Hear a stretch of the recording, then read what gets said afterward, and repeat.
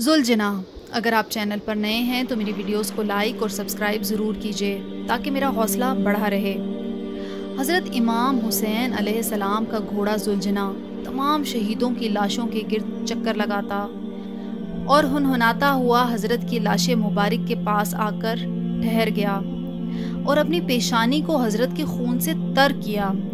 وہ اپنے پاؤں زمین پر مارتا تھا اور اس زور سے آواز نکالتا تھا کہ تمام بیاباں اس سے گونجتا تھا، یہاں تک کہ لوگ یہ منظر دیکھ کر سخت متعجب ہوئے۔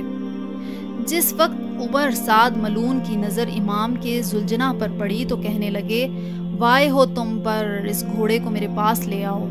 یہ گھوڑا رسول پاک صلی اللہ علیہ وآلہ وسلم کے بہترین گھوڑوں میں سے ایک ہے۔ لوگ اسے پکڑنے کے لیے نزدیک آئے تو گھوڑے نے اپنے پاؤں مار کر اپنا دفاع کیا۔ کچھ لائن مارے بھی گئے۔ ذوالجناح نے کچھ سواروں کو ان کی سواریوں سمیت زمین پر پٹخ دیا، پھر بھی قابو میں نہ آیا۔ یہ دیکھ کر عمر سعد چلایا، اس کو اس کے حال پر چھوڑ دو، دیکھو یہ کیا کرتا ہے۔ جب گھوڑا لوگوں کے ہجوم سے نکلا تو امام حسین کی لاش کے پاس آ کر اپنی پیشانی امام کے خون سے سرخ کر دی